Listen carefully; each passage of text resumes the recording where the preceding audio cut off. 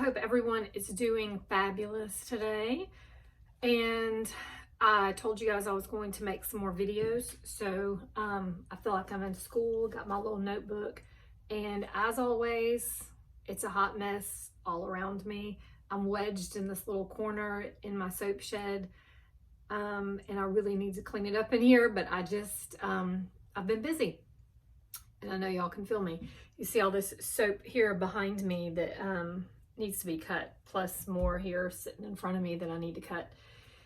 Anyway, I wanted to make sure that I came on here because I said that I would, and some of you are like me and enjoy watching videos about soap making, about handcrafted businesses and the such. So I hope I can go ahead and get this done because I've got to run to the grocery store and get something to make for dinner tonight because I've been busy making soap. So we can't eat that, so I gotta go to the grocery store. Let me get my stuff together. Okay, so I told you guys I had a couple ideas, and the first thing I wrote down was something that was a burning question to me. And when I first started my business, I guess, you kind of don't know the topic. Let me get my thoughts together. Okay, so the topic is, how many fragrance oils / essential oils should I offer? Okay, well, there really is no right or wrong answer for this, and y'all know that.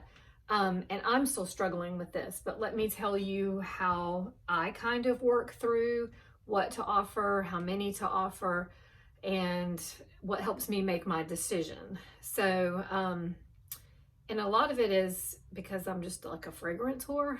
So, and y'all know what I mean by that. It's like you just want to try and keep trying and keep trying.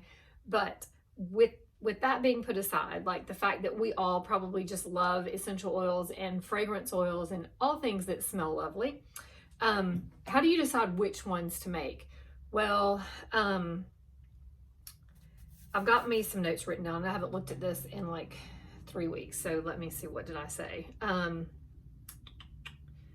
Okay. All right. So what I wrote was, how many fragrance oils / essential oils should I offer? Bestsellers, question mark, essential oils, that kind of stuff. Okay. Now in the last video, I did tell you guys that I was going to tell you which essential oils are best to use in soap. In my opinion, your safe bet would be patchouli, which is a love or hate, lavender and lemongrass and tea tree, peppermint and rosemary as well. Okay, so just to put those out there, those are pretty much gold standards. They're gonna stick in soap really well. In my opinion, they do anyway. Other than that, like your citrus oils, lemon, orange, those don't seem to have as much staying power to me. So I personally will sometimes use them as like an additive in something. Like today, as a matter of fact, like this one sitting here, I think I did fir needle, rosemary, and a little bit of orange. I don't know if it's gonna translate into that, having that orange note in there or not, but I felt I was wanting something earthy. But anyway, your categories to think about when you're trying to figure out which fragrance oils or essential oils that you want to do. To me, it's easier if you put your essential oils in a separate category. Okay, so we've already talked about those, so just kind of put those aside. So with those being aside, you're going to want, to me, in my opinion, I think it's a good mix, is sweet, feminine, masculine, earthy. If you have, and you can put floral in the mix if you want to, but I tend to stay away from florals.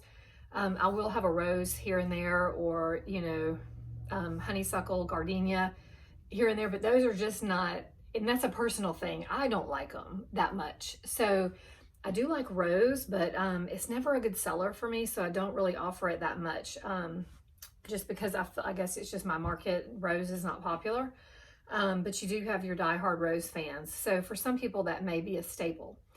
But basically, if you have those, then you're pretty much guaranteed to appeal to somebody. And I know that our, purpose is not to appeal to everybody, but really and truly soap is for everybody. But like the scents are not. So you may have some people that love earthy smells, that don't want anything, masculine, or don't want anything feminine. They just strictly like earthy. Or the other way around, somebody that only likes masculine, nothing else. So you want to kind of look at your fragrance oils that you have and kind of put them in those categories. Then if you can get at least one soap out of each of those categories, that's good. But I like to have a couple, like several feminine, several sweet, several masculine, several earthy. Then I feel like, it gives people more options as they're smelling. Because if you only have like one masculine, then you may find somebody, whether it's a male, female, that really like that masculine. But if you only have one, then that's all they're going to buy, right?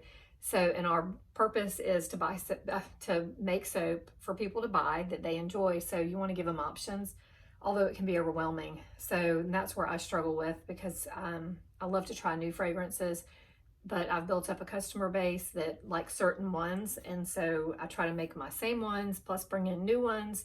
And that can be a challenge. But anyway, if you can kind of think about fragrance oils in that way, it may seem a little less overwhelming, because when I first started making soap, I was just picking fragrance oils, which I still kind of do. But if you can at least make sure that you're hitting those markets, those scent options for people, then I think you will be more satisfied, and your customers will be too. And let's see, I had something else written down, which, how many products do I offer?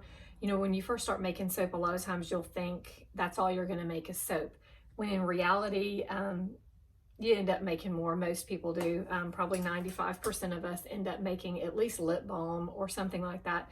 And I think the reason for that is, once you've kind of mastered your craft of soap making, you have all these ingredients, and it's like, what am I going to make with all these ingredients? I'm sure I can make something.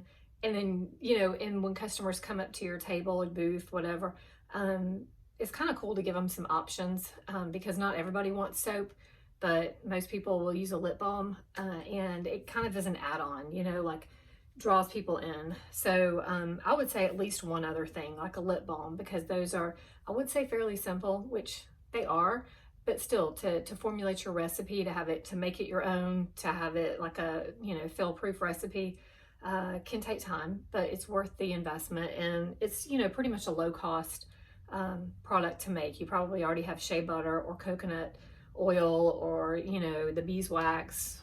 You probably have those ingredients. So that would be a good thing to add with your soap.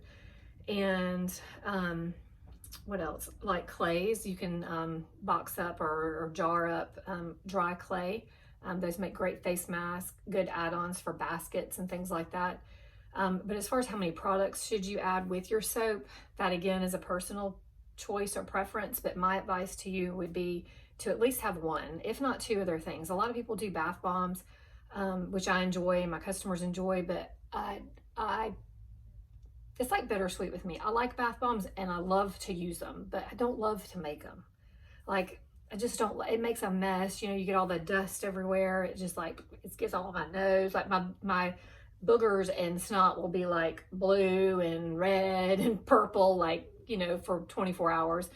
And, even that's with me, if I wear a mask or whatever, it's like particles get up in there, and, it's got to be in my lungs, and that can't be good. So I personally don't love to make them, but I have been considering making just plain white bath bombs with no scent or anything added to it. And then like having people add maybe essential oils to that. I don't know. I've had some thoughts on that. So, but anyway, bath bombs are a great option because they're a good seller typically. And, but they are time consuming. So just depends on how much you want to put in your add-on product, but it is good to have them. Lotions are another thing, but they can take a long time to formulate. And, you want to make sure that you're understanding of the lotion making process before you start doing that. But you could certainly do like a body butter, something like that has no water in it. Those are good options. I'm trying to think of what else. Like essential oil roller bottles or perfume roller bottles are really nice. I find that those aren't huge sellers, but they do sell. And it's something that, is a nice add-on that's, very fast and easy to make. not for everybody, but for us as soap makers it is, because we have all that product. I mean, we have our essential oils, you know, or fragrance oils, and typically you've got coconut oil or a carrier oil lying around. The only thing you have to buy is the little roller bottle. So that's a great option, and especially if you do, like, to me, peppermint is a good seller, and lavender. Those are pretty basic. If you start doing too many blends, most people aren't really sure how to use them. They're not familiar with that, and those people that are familiar with it may already be buying from a company, an MLM or something that they're feel comfortable with, which is fine. I don't ever push my stuff on people. I feel like everybody kind of has their thing, and that's fine. But you know, for people who have never dabbled with essential oils, it's kind of a good place for them to start, to see that they can get a good quality product, and they can get it locally. So that's good from a local, I mean, you know, small business. But perfume bottles are also really good. If you have a really good seller in your fragrance oil, to turn it into a perfume is a good option as well. Not everybody's going to want that, but it would be great for like a basket, you know, or just as an option to have. Let's see my notes because I'm getting sidetracked. Oh, what you like to make versus what customers are asking for. Okay, so this is my problem. So what I like to make is not always what my customers want. So I love to formulate skincare. Like, I love it. And I think my customers would actually love it too. I just have like this fear of putting too many products out there. You know, I feel like I dabble with things and I'll take it to market, people buy it, and then I don't always remake it even though they'll ask for it. And then sometimes it's because I can't remember my recipe. Like, I'll have notebooks. I don't have any right here, but they're over here. Like, I'll have notebooks with, you know, recipes written down, and I never take it to market unless I've made it myself, tested it, and used it for, you know, several weeks, if not a month or two myself. You know, just to make sure, you know, the stability and that I do like it. But like, I tend to dabble with skincare a lot because I love it. I'm obsessed with it. I'm obsessed with ingredients, high quality ingredients.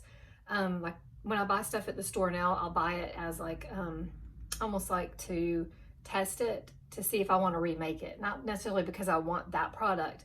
It's I want to, you know, play around with the ingredients. Like, the first thing I do is I pick up a product, and I'll look at the back, and I'm sure y'all do too, but I look at the ingredients. I'm like, I could make that, and I could make it better. And sometimes not. Sometimes there's a reason it's formulated the way it is. But anyway, that's just like the formulator side of me, I guess, that I didn't know I had until I started doing this, but I freaking love it. And so customers will ask me for things, and it's like stuff I don't necessarily want to make, like deodorant. I don't even use deodorant anymore. I'll use magnesium oil periodically, but other than that, I just don't use anything. And I've been fine for like 2 years. Haven't used traditional deodorant in about 4 years. So, and I thought I would just die if I couldn't use deodorant. But I have customers that love natural deodorant, and I have customers that love my deodorant. I don't love to make my deodorant. Like, I've got my pot sitting over there from the last time I made it. Let me get it and I'll show you.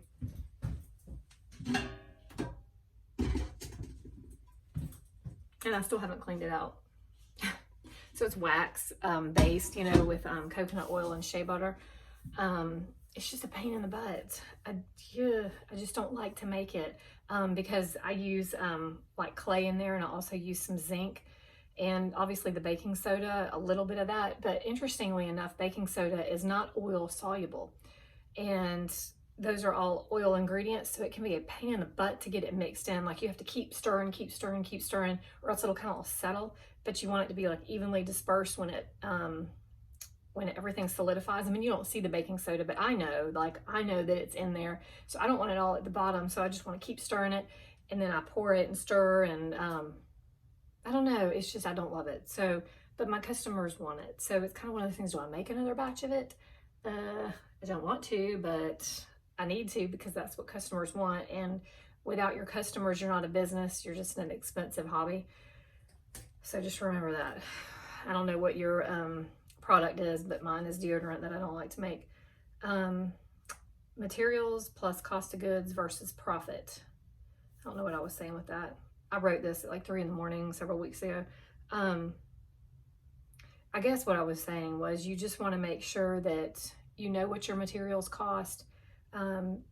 You want to know like everything down to like your shipping, your materials, your labeling material, your ink, you know, everything that your electricity, even water, paper towels that you use, like paper towels, like I go through a ton of paper towels. You want to include all that kind of stuff in your cost of goods. It's not just, oh, my coconut oil costs 13 cents an ounce and, you know, my lard costs 10 cents an ounce, or, you know, so I don't have that much in it. Well, yeah, okay, right. But you have all these other things, including your time. So it's important to remember all that when you're dealing with handcrafted items. There's a lot that goes into it, as you well know. So you want to make it worth your while if you want your business to be successful, and if your customers enjoy your product, then they understand that. Every once in a while I'll have a customer that questions the price of my product, and I used to feel like a little uncomfortable about it, but I don't but I don't anymore. I spend hours in here. I work my butt off, and you know, the soap does not make itself, the dishes don't do themselves, ingredients, recipes don't just get formulated. There's a lot of time and energy that goes into this, and people that want handcrafted products are your customers, and they typically are okay with paying just a little bit more, because if you don't balance that out, then you can't stay in business. You'll burn yourself out and you'll be broke. So at the end of the day, we do need to have more coming in than we have going out. Now, I personally don't necessarily count my time, and that's horrible. It's horrible. But some of you may not realize, but I'm an oncology certified registered nurse, have been for over 20 years. So what I make as a nurse, I'm not gonna calculate that as when I'm doing this. But interestingly enough, I can make more doing this, if that makes sense. Because I'm not necessarily counting my hours. I can't explain it.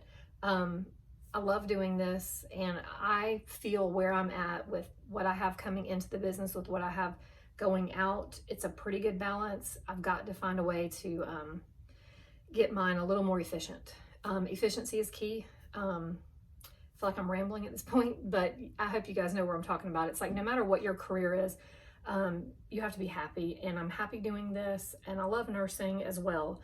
It's just, this is less stressful, and I enjoy this in a different way. And if I have to be honest, I enjoy this more. So although I don't know that I'll ever give up my nursing, because I do love it, and I do feel some days when I'm at work and I, you know, have contact with certain patients, I feel like, God, I'm supposed to be here. Like, this is what I'm supposed to do. But then there's other times when all I can feel like is I'm being suffocated when I'm at work. I just want to be like doing something that's creative or formulating something, you know, just doing my own thing in my space, not being stressed out about, you know, such serious goings on at the hospital. So anyway, I hope this video was helpful, and I'm going to cut it off here or else I'm going to just keep rambling. But you guys have a fabulous day, and my next video is going to be, what's it going to be? Let's see. The secret of selling soap. That sounds spicy. Bye, guys.